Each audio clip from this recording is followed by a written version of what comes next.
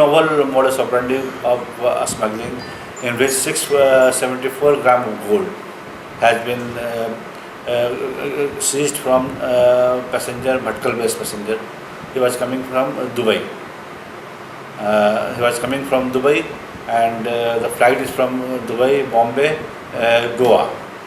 So the gold was concealed inside the bore of the refill of the pen set, as well as in the keyring and the lady's handbag, or in the Nivea cream box, and inside the umbrella. We have also detected 640 gram of gold from the Air India 994 flight.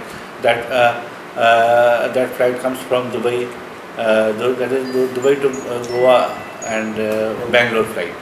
So we caught it at the Goa itself. That passenger too belongs to Bhatkal. His name is Muhammad Farhan. The value of the gold is 15 lakhs approximately.